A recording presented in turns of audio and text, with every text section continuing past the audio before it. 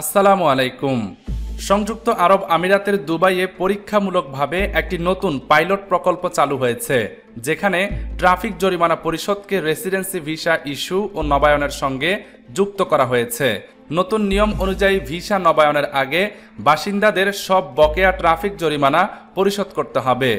General Directorate of Residency and Foreign অ্যাফেয়ার্সের মহাপরিচালক জানান, বর্তমানে এই আইন শুধু দুবাইয়ে পাইলট পর্যায়ে রয়েছে এবং পুরো আমিরাতে কার্যকর নয়। দুবাই বিমানবন্দরের জিডিআরএফএ কেন্দ্রেও এই মুহূর্তে এটি প্রযোজ্য নয়। এদিকে সংযুক্ত আরব আমিরাতের জনপ্রিয় লটারি বিগ টিকেটে প্রথমবার অংশ নিয়েই 50,000 দিরহাম জিতেছেন বাংলাদেশি তরুণ মোহাম্মদ খোরশেদ আলম। গালফ নিউজের খবরে বলা হয়, 22 বছর বয়সী খোরশেদ 4 বছর ধরে শারজায় পনির বিক্রেতার কাজ করছেন। চিরকাল স্বপ্ন দেখলেও এতদিন টিকিট কেনার সাহস করেননি তিনি। অবশেষে গত জুলাইয়ে 20 জনের একটি দল গঠন করে বিগ টিকেট সিরিজ 277 নম্বরে অংশ নেন এবং প্রথমবারই পুরস্কার জিতে নেন।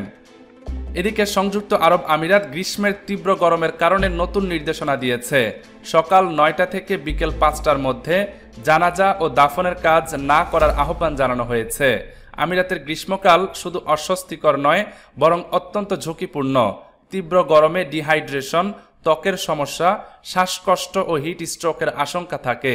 তাই স্বাস্থ্য সুরক্ষায় এমন পদক্ষেপকে গুরুত্ব দিচ্ছে দেশটির সরকার।